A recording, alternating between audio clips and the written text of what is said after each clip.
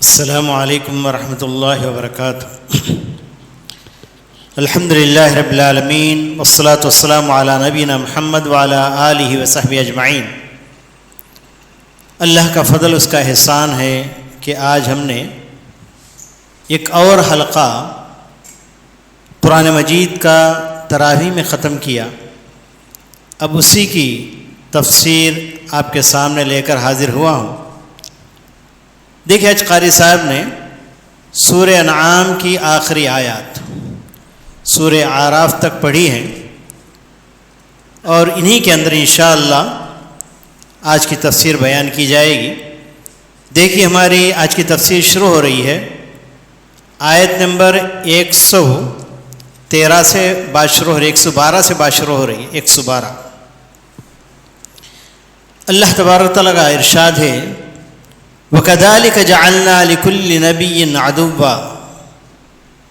اللہ تبارک تعالیٰ نے جتنے بھی انبیاء علیہ السلام اس دنیا میں بھیجے، ہر نبی کے ساتھ ایک دشمن بھی اللہ تعالیٰ نے بنا دیا تاکہ دعوت بڑی مضبوط ہو جائے، اور دعوت پر جو اعتراضات ہوتے ہیں اس کا جواب بہتر انداز سے ایک رسول دے سکے، کیونکہ رسول کے انتقال کے بعد پھر اس کے صحابہ، اس کے حوارین جو کچھ ہوتے ہیں، ان کو جواب دینے میں کہیں دقت پیش آئے، بلکہ اللہ تبارک تعالیٰ نے ایک سنت رکھ دیا کہ جب کبھی کوئی نبی اٹھتا ہے اس کے ساتھ ساتھ ایک اس کا بڑا دشمن بھی وہاں پہ اٹھتا ہے۔ چنانچہ حضرت موسیٰ علیہ السلام کے زمانے میں فرعون، اور حضرت ابراہیم علیہ السلام کے زمانے میں نمرود، اسی طریقے سے پیارے نبی صلی اللہ علیہ وسلم کے زمانے میں ابو جہل، ابو لہب اور عتبہ، شیبہ، جتنے بھی اعداء اسلام تھے اس وقت اٹھے اور ہر ایک کا منہ توڑ جواب دیا، اور ہر ایک کے ادا پر، ان کی دی جانے والی تکلیف پر اللہ کے رسول صلی اللہ علیہ وسلم نے صبر کر کے بتا دیا کہ شیاطین الانس اور شیاطین الجن دو قسم کے لوگ برابر دعوت کے پیچھے پڑیں گے، لیکن کبھی بھی داعی کو ہار ماننا نہیں چاہیے۔ صرف انبیاء کی حد تک یہ سلسلہ نہیں رکا، بلکہ آگے چل کر جتنے بھی دعات قیامت تک اٹھیں گے، ہر داعی کے ساتھ کوئی نہ کوئی ایسا انسان اٹھے گا جو اس کے دعوت میں روڑے اٹکانا چاہے گا، لیکن ایک داعی انبیاء علیہ السلام کی زندگیوں کو یاد کرے گا، اور یاد کر کے اپنے مشن کو آگے بڑھاتا ہی چلا جائے گا۔ چنانچہ وَكَذَلِكَ جَعَلْنَا لِكُلِّ نَبِيٍّ عَدُوًّا شَيَاطِينَ الْإِنسِ وَالْجِنِّ۔ تو اس کے اندر ایک بات یہ بھی بتائی گئی، جیسا کہ صحابہ رضوان اللہ علیہم اجمعین نے جب یہ آیت سنی تو کہا کہ یا رسول اللہ، شیاطین تو جن میں ہوتے ہیں، کہ انسانوں میں بھی ہوتے ہیں؟ تو نبی صلی اللہ علیہ وسلم نے کہا کہ ہاں، شیاطین انسانوں کے اندر بھی ہوتے ہیں۔ جو بھی اللہ تعالیٰ کا نافرمان ہو جائے اس کو شیطان کہا جاتا ہے، چاہے جنات میں ہو چاہے انسانوں میں سے۔ یوحی بعضهم الی بعض، بلکہ جنات میں کے شیاطین انسان کے شیاطین کے دلوں میں بات ڈالتے رہتے ہیں، تاکہ اس طریقے سے دعوت کے اندر یعنی روڑے اٹکائے جائے، تاکہ اللہ تعالیٰ کی دعوت رک جائے۔ لیکن انبیاء علیہ السلام اور دعات اعظام برابر اپنی محنت کو جاری رکھتے ہیں تاکہ یہ مشن چلتا رہے یہاں تک کہ قیامت قائم ہو جائے۔ پھر آگے بڑھ، اس کے بعد 125ویں آیت 125ویں آیت کے اندر بڑے ایک پتے کی بات اللہ تبارک تعالیٰ نے بتائی ہے۔ فَمَن يُرِدِ اللَّهُ أَن يَهْدِيَهُ يَشْرَحْ صَدْرَهُ لِلْإِسْلَامِ وَمَن يُرِدْ أَن يُضِلَّهُ يَجْعَلْ صَدْرَهُ ضَيِّقًا حَرَجًا كَأَنَّمَا يَصْعَدُ فِي السَّمَاءِ۔ فرمایا اللہ تبارک تعالیٰ نے، جس کسی کے ساتھ اللہ تبارک تعالیٰ ہدایت چاہتا ہے تو اس کے دل کو کھول دیتا ہے اور اسلام کے لیے کھول دیتا ہے، اور جس کو اللہ تبارک تعالیٰ گمراہ کرنا چاہتا ہے اس کے دل کو تنگ کر دیتا ہے۔ کیا مطلب؟ اسلام کے لیے اس کا دل کھل جانے کا کیا مطلب ہے؟ صحابہ رضوان اللہ علیہم اجمعین نے پوچھا تو پیارے نبی صلی اللہ علیہ وسلم نے فرمایا، الانابۃ الی اللہ الی دار القرار۔ تو ایسا شخص جس کے لیے اللہ تبارک نے اس کے دل کو اسلام کے لیے کھول دیا، تو وہ شخص لپک کر دار قرار یعنی آخرت کے لیے لپکتا رہے گا اور اللہ کی طرف لوٹ کر آتا رہے گا. والتجافی عن دار الغرور، اور دنیاوی جو زندگی ہے دھوکہ دینے والی زندگی سے وہ بھاگتا رہے گا. الاستعداد للموت قبل ان یاتی الموت، اور موت کی تیاری میں رہے گا، موت آنے سے پہلے موت کی تیاری میں برابر لگا رہے گا. یہ وہ شخص ہوگا جس کے دل کو اللہ تبارک تعالیٰ کھول دے گا، اور وہ شخص جس کے دل کو اللہ تبارک تعالیٰ تنگ کر دے گا برابر دنیا کے پیچھے پڑا رہے گا. دنیا کی کامیابی، دنیا کی بھلائی اور دنیا ہی کے اندر پوری زندگی اس کی ضائع ہو کر رہ جائے گی، آخرت کے لیے کچھ کما نہیں پائے گا. اس پدے کی بات بتانے کے بعد ایک اور بات چلیے آگے بڑھ کر آیت نمبر 130 پر 6 اٹھائیے، جس کے اندر اللہ تبارک تعالیٰ نے مشرکین کا ایک رویہ، مشرکین کے شرک کی ایک قسم کا اللہ تبارک نے اس کے اندر واضح فرمایا. وَجَعَلُوا لِلَّهِ مِمَّا ذَرَأَ مِنَ الْحَرْثِ وَالْأَنْعَامِ نَصِيبًا فَقَالُوا هَذَا لِلَّهِ بِزَعْمِهِمْ وَهَذَا لِشُرَكَائِنَا. لفظ انعام اللہ تعالیٰ نے اس صورت کے اندر بار بار ذکر کیا ہے، اور اسی انعام سے اس سورہ کا نام سورہ انعام کہا گیا ہے. یہ جو شرک کرنے والے، جبکہ اللہ تبارک تعالیٰ نے کھیتی سے نوازا، چوپایوں سے نوازا، تو شرک کرنے والے ان چوپایوں کے اندر اور ان کھیتی کے اندر 2 حصے کر دیتے اور کہتے ہی کہ یہ حصہ ہمارے معبودان باطلہ کے لیے ہے اور یہ حصہ اللہ کے لیے. یہ وہ لوگ تھے جو کفار مکہ اللہ کو بھی مانتے تھے، لیکن آج کے مشرکین تو اللہ تعالیٰ کو مانتے ہی نہیں. لیکن اس زمانے کے لوگ اللہ کو بھی مانتے تھے اور اس کے ساتھ اللہ تعالیٰ کے ساتھ لوگوں کو شریک بھی کرتے تھے، اور سمجھتے تھے ان کے ذریعے اللہ تبارک تعالیٰ کا تقرب ہمیں ملے گا. تو اللہ تبارک نے فرمایا کہ یہ لوگ کچھ حصہ اپنے باطل معبود کے لیے رکھ دیتے ہیں اور کچھ حصہ اللہ کے لیے رکھ دیتے ہیں. جب ان دونوں کے اندر جب گڑبڑی ہو جائے تو کہتے ہیں کہ اللہ تو بڑا مالدار ہے، چلو جو بھی حصہ ہے یعنی شرکا کے لیے کر دو. اور شرکا کی کوئی چیز ادھر آ جائے تو فوراً ہٹا دیتے تھے اور کہتے تھے ارے بھائی شرکا کی چیز کم ہو جائے گی، بیچارے غریب ہیں اور لاچار ہیں. اس طریقے سے سارا اللہ تعالیٰ کو نہ دیا جائے بلکہ اللہ تعالیٰ کے کچھ حصے کو بھی شرکا کی طرف کر دیتے. بلکہ اتنا ہی نہیں، اس آیت میں اللہ تبارک تعالیٰ اس بات کی طرف اشارہ کیا ہے کہ جو لوگ خالص اللہ کے لیے اپنے زکوات اپنے صدقات دیتے ہیں وہ اللہ تعالیٰ قبول کر لیتا ہے، لیکن اللہ تعالیٰ کے ساتھ ساتھ بقیہ معبودان باطلہ کے لیے، درگاہوں کے لیے، ولیوں کے لیے، کنڈوں کے لیے، جھنڈوں کے لیے جو لوگ یعنی الگ کوئی چیزیں رکھتے ہی تو مشرک بن گئے. تو اب اللہ تبارک تعالیٰ جو چیزیں وہ شرکا کے لیے دی ہیں وہ بھی اللہ تعالیٰ شرکا کی طرف پھیر دیتا ہے. جو چیز اللہ کے لیے دیتے ہیں چونکہ مشرک ہیں یہ لوگ، یہ چیز بھی اللہ تعالیٰ شرکا کی طرف پھیر دے گا اور اللہ کے لیے خالی کوئی چیز باقی نہیں رہے گی. کل قیامت کے اٹھائے جائیں گے تو خالی ہاتھ اٹھیں گے. جو کچھ انہوں نے کیا ہے دنیا ہی کے اندر ضائع ہو جائے گا اور شریکوں کو پہنچ جائے گا. اللہ تعالیٰ کے لیے کچھ یعنی باقی نہیں رہے گا. کل قیامت کے کچھ نہیں پائیں گے. اور پھر آگے بڑھ کر آیت نمبر 140 پر 2 سے 140 پر 4 تک دیکھیے.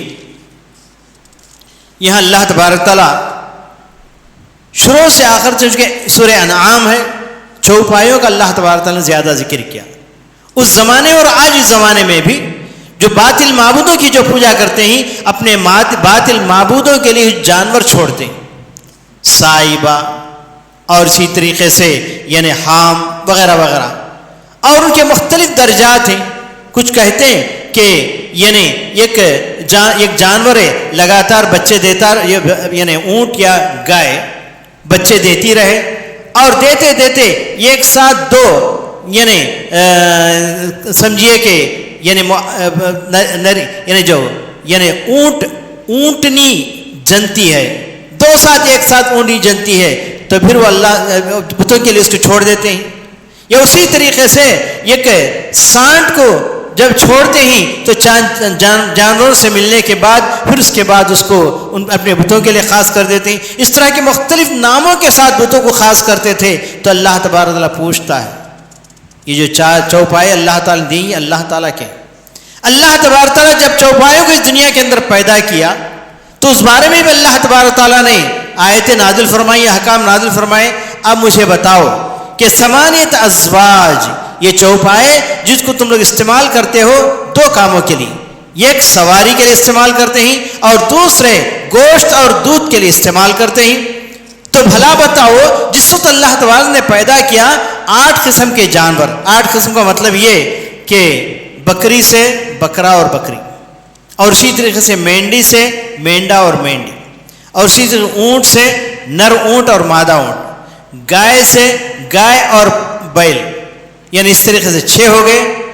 اور اسی طریقے سے یعنی ومن الماعز نہیں پورے 8 ہو گئے، یعنی بکرا اور بکری، مینڈا اور مینڈی، گائے اور بیل، اور اسی طریقے سے اونٹ اور اونٹنی، یہ 4 قسم، یہ 8 قسم کے ہو گئے. اب بھلا بتاؤ اللہ تعالیٰ ان 8 جانوروں کا ذکر کر کے، 8 قسم کے جانوروں کا ذکر کر اللہ تعالیٰ پوچھتا ہے کہ ان میں سے اللہ تبارک تعالیٰ نے جب ان کو پیدا کیا تو کس کو حرام قرار دیا، کس کو حلال قرار دیا؟ پورے تو پورے حلال ہیں.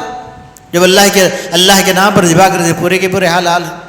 اور اس سے اس بات کا بھی پتہ چلتا ہے کہ پتے کی بات یہ ہے کہ اللہ تبارک تعالیٰ نے اللہ کی راہ میں دینے کے لیے اتنے جانور بنائے ہیں. جب یہاں کی حکومت یہ کہتی ہیں کہ گائے ذبح کرنا جائز نہیں تو واویلا مچ جاتا ہے، جبکہ تمہارے پاس اونٹ اور اونٹنی ہے، بکرا اور بکری ہے، اور مینڈا اور مینڈی ہے، گائے کے اندر بھی نر ہے، بیل کو اللہ کی راہ میں دے سکتے ہیں، صرف ایک گائے کے اوپر ان لوگوں نے پابندی لگا دی. تو اس کا مطلب آپ لوگ واویلا کیوں کرتے ہو؟ تو اس طریقے سے اللہ تبارک تعالیٰ نے ان جانوروں کا بھی تذکرہ کر دیا جس کو ایک انسان حلال سمجھ کر اس کے استعمال کرتا ہے، چاہے گوشت کے طور پر استعمال کرے، چاہے دودھ کے لیے استعمال کرے، چاہے سواری کے لیے استعمال کرے. پھر آگے بڑھیے، آیت نمبر 150 پر یہ اٹھائیے.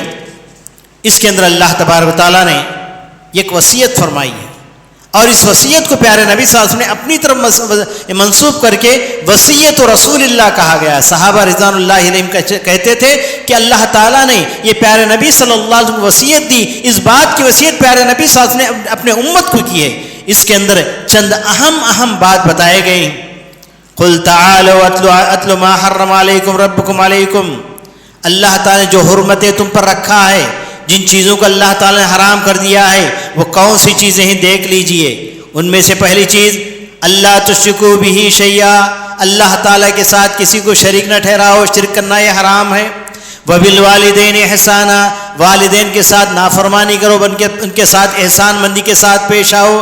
اپنی اولاد کو یعنی بلا وجہ اپنی اولاد کو یعنی فقر فاقہ کے ڈر سے کہیں قتل نہ کر ڈالو، بلکہ ہم تو بھی اور ان کو رزق دینے والے ہیں. اور اسی طریقے سے فواحش یعنی زنا اور بدکاری اس کے قریب نہیں ہونا، اور اسی طریقے سے بلا وجہ کسی نفس کو یعنی مار نہیں ڈالنا.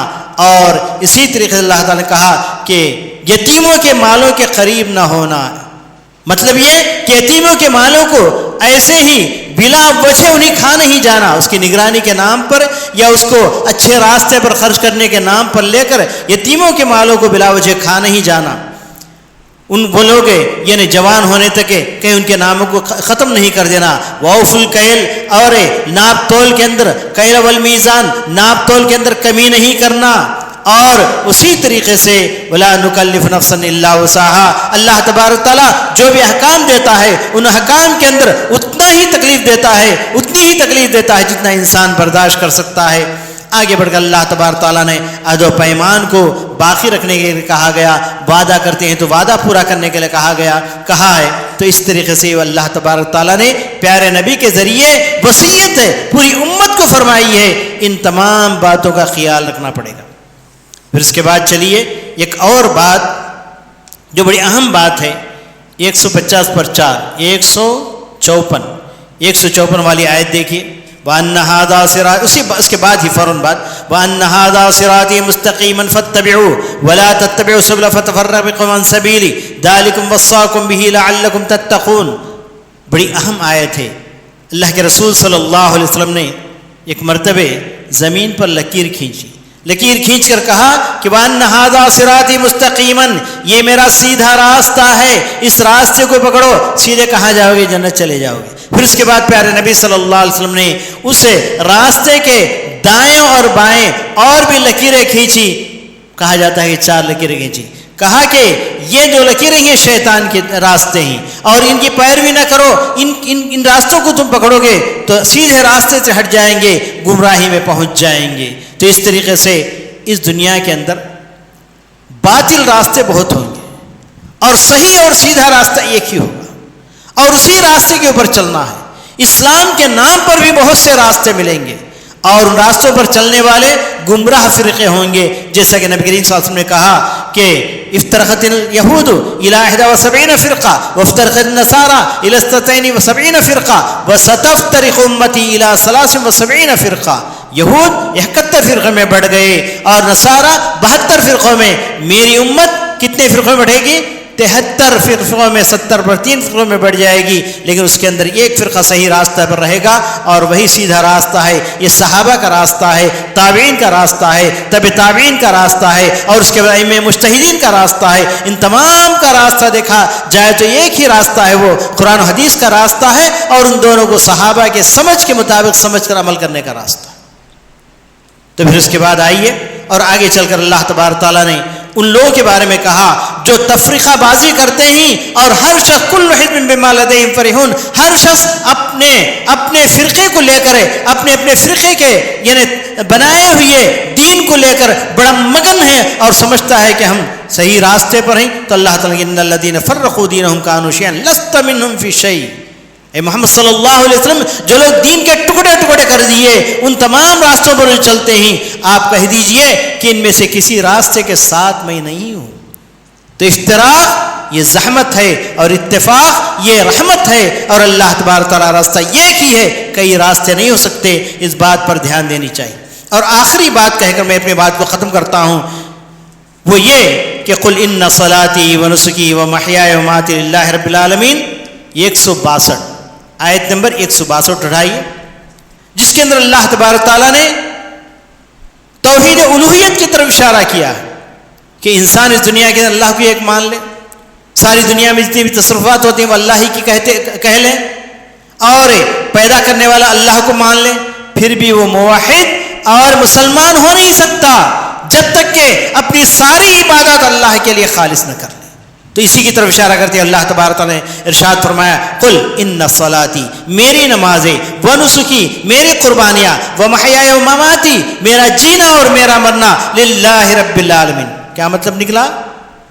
کہ بندوں کے سارے اعمال اللہ کے لیے خالص ہو جائے تبھی توحید الوہیت قائم کر سکتا ہے بندہ. جب توحید الوہیت قائم کر سکتا ہے تو یہی سچا مسلمان بن سکتا ہے. ورنہ صرف یعنی اللہ کے کاموں میں اللہ کو ایک مان لیا, اللہ کو خالق مان لیا, اللہ کو مالک مان لیا, پھر بھی وہ مسلمان کہلا نہیں سکتا جب تک کہ اپنے سارے اعمال اللہ کے لیے خالص نہ کرے اور یہ کہے زبان حال سے بھی زبان قال سے بھی قل ان صلاتی و نسکی و محیای و مماتی للہ رب العالمین. آپ کہہ دیجئے میری نمازیں, میری قربانیاں, میرا جینا اور میرا مرنا سارے کے سارے اس اللہ کے لیے ہی جو رب العالمین ہے, لا شریک لہ, اس کا کوئی شریک نہیں ہے. وَبِذَلِكَ أُمِرْتُ وَأَنَا أَوَّلُ الْمُسْلِمِينَ, اور اسی کا مجھے حکم دیا گیا ہے اور میں سب سے پہلا مسلمان ہوں. اس طریقے سے اللہ تبارک و تعالیٰ نے توحید الوہیت کا اعلان فرمایا. اللہ تعالیٰ مجھے اور آپ کو تمام مسلمانوں کو نیک توفیق سے نوازے, اور خصوصاً ان دنوں میں آپ بھی زیادہ سے زیادہ تراویح کے بعد یا ہر نماز کے بعد دعائیں کیجئے تاکہ یہ وائرس جو خطرناک وائرس آج ایک مصیبت بن کر پوری دنیا کے اوپر چھایا ہوا ہے, اللہ تعالیٰ جلد سے جلد سے اسے وائرس کو ختم کر دیں اور اللہ تبارک تعالیٰ امن کے ساتھ سلامتی کے ساتھ انسانیت کو سانس اس دنیا میں لینے کے اللہ تعالیٰ توفیق عطا فرمائے. ربنا تقبل منا انک انت السمیع العلیم وتب علینا انک انت التواب الرحیم وآخر دعوانا الحمد للہ رب العالمین.